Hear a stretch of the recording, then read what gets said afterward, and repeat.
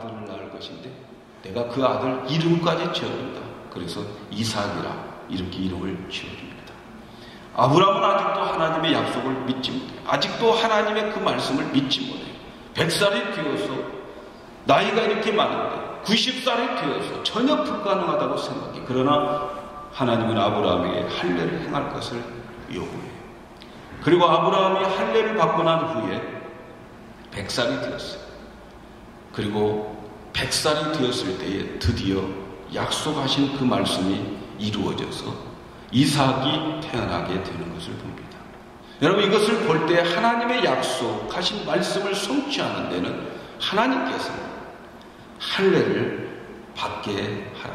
할례를 받은 자들에게 하나님은 약속을 이룬다는 거예요. 도대체 할례가 뭘까요? 할례는 육신의 생명을 주는 남자의 그 생식기를, 그 표피를 잘라버리는 거죠. 그래서 육체의 생명줄을 끊어버린다라는, 육체의 생명줄을 끊어버린다는 그런 의미가 있어요. 지금까지 아브라함은 어떻게 살았습니까? 하나님이 보실 때 아브라함은 그는 육신의 생명으로 살았다. 그리고 육신의 생명에서 나오는 육신의 생각과 마음으로 살았어요. 그래서 아브라함은 하나님의 약속을 이루어지기 위해서 육신의 생각과 마음을 가지고는 이루어질 수 없다는 거예요. 하나님의 약속은 육신의 생각과 마음으로는 이루어지지 않아요.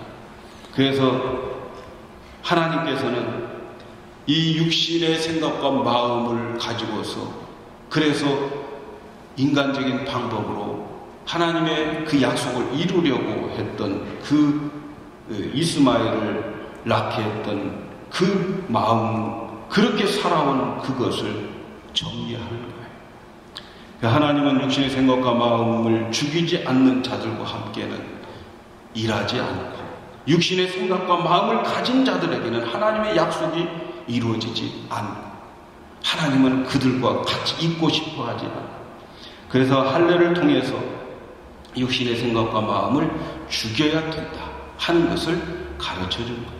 성경에 보면 하나님께서 일하시는 그런 함께 일하는 사람들, 중요한 인물들, 구약의 모세오경에 나오는 중요한 인물들을 보시면 다 보면 하나님이 다 이렇게 할례 받은 자들과 함께 일하십니다. 출애굽기를 우리가 보면은 모세를 부를 때에 하나님의 능력이 모세에게 임했어요. 그래서 모세가 하나님을 만나고 올 때에 하나님의 능력의 지팡이를 가지고 이스라엘 백성들을 출애굽시키는 그러한 사명을 가지고 나왔어요. 이제 모세는 하나님의 지팡이를 가지고 출애굽을 하기 위해서, 이스라엘 백성들을 해방하기 위해서, 그들을 해방시키기 위해서 애굽으로 가고 있을 때, 출애굽기 4장 24절에 보면은 하나님이 모세를 죽이려고 그랬어요. 모세가 곧 죽기 직전인데 그의 아내 시보라가 보니까 모세가 죽게 됐어요. 그래서 시보라가 얼른 한 것이 뭐였어요? 자기 아들을 할례를 시키는 거예요. 그리고 그 할례를 시키고 자기 아들, 그 아들의 그 포피를 모세에게 던지면서 당신은 참으로 내게 피해 남편이로다 이렇게 말합니다. 그때 하나님께서는 모세 죽이는 것을 그만두신 거죠.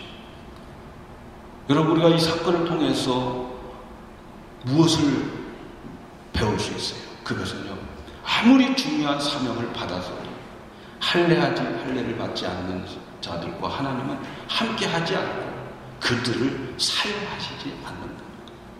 하나님은 또 여호수아를 통해서도 마찬가지. 여호수아를 통해서 이제 요단강을 건넜어요. 이제 가나안 땅을 정복해야 돼요. 이 여호수아와 그 민족들이 정복을 해야 돼요. 그런데 하나님께서 그들에게 행하게 안 되고 할례했습니다.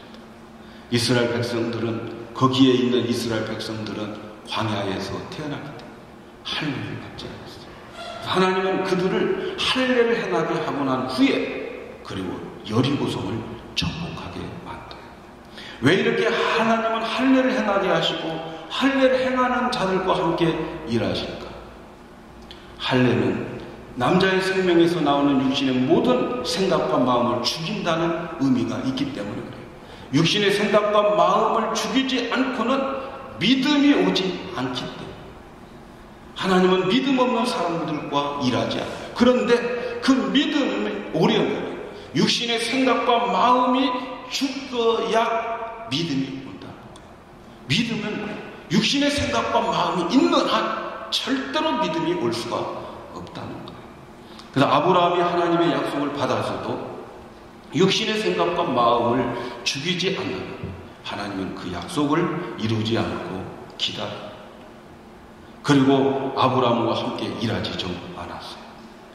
모세가 하나님의 지팡이 즉 권능과 권세 능력을 가지고 있어도 할례받지 않으면 육신을 죽이지 아니하면 하나님은 모세의 가족과 함께 사역을 하지 않았어요.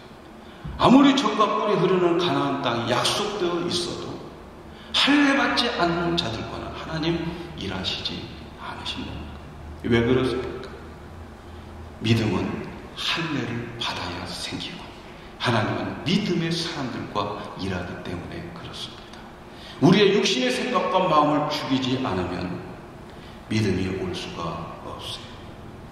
이제 아브라함은 하나님의 말씀에 따라서 이스마엘과 그 집안에 있는 모든 남자들, 돈 주고 산 모든 남자들까지 데려다가 그의 포피를 배웠고 아브라함도 99세 때 할례를 받게 되는 거예요.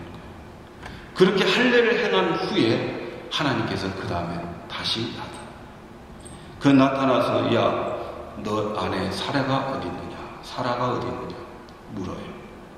아브라함이 장막 안에 있습니다. 그래, 내년 이맘때 아들을 낳으리라. 이렇게 말씀. 이 말씀을 할 때 아브라함과 사라는 어떤 상태였느냐? 창세기 18장 11절에 보니까 아브라함과 사라는 나이가 많았고 사라에게는 여성의 생리가 끊어졌는지라. 이렇게. 그런데 하나님께서 그 내년 이맘때 아들이 있으리라. 아브라함이 나이가 많았고 사라는 생리가 끊어졌다. 이렇게 말할 그 말씀을 로마서 4장 18절에 이렇게 말합니다. 아브라함이 바랄 수 없는 중에 바라고 믿었어요. 이는 내 후손이 이 같으리라 하신 말씀이 많은 민족이 되게 하려 하심이라. 그가 100세나 되어 자기 몸에 죽은 것과 같고 사라의 태에 죽은 것 같음을 알고도 믿음이 약해지지 않았다. 이제 할례 받고 난 다음 하나님이 나타나서 너희 내년 이맘때에 너희들에게 아들이 있을 것이다. 그 말씀을 할 때에 그때에 아브라함은 자기의 몸이 완전히 죽은 것을 알았어요. 그리고 사라의 몸도 죽은 것을 알았어요. 불가능한 것을 알았어요.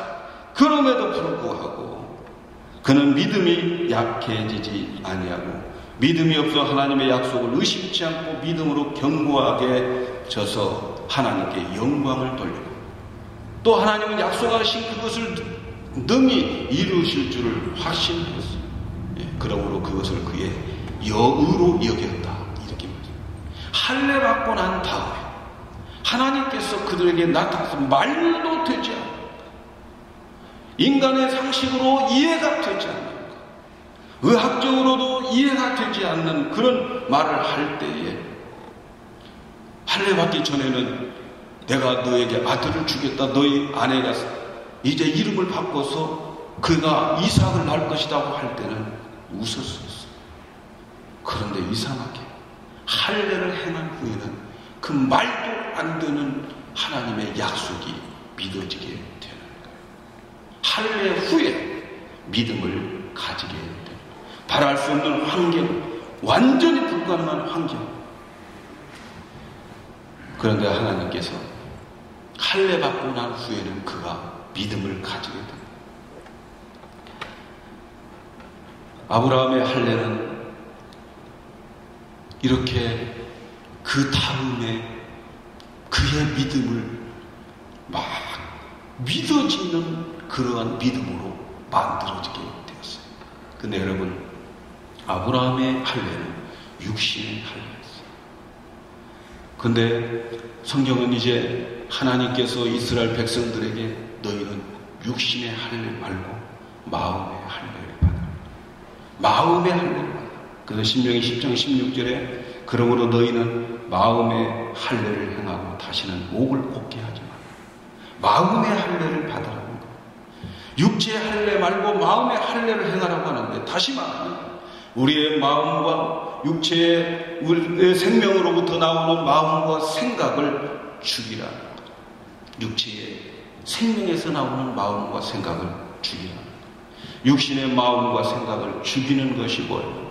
그게 바로 옛사람을 죽이는 거예요. 옛사람을 죽이는 거예요. 옛사람을 죽이는 것이 할례입니다. 육신의 마음과 생각을 죽이는 것이 할례예요. 그런데 하나님은 이 마음의 할례를 하나님이 해주시겠다는 거예요. 우리가 우리의 마음의 할례를 할 수 없고 하나님이 해주시겠다.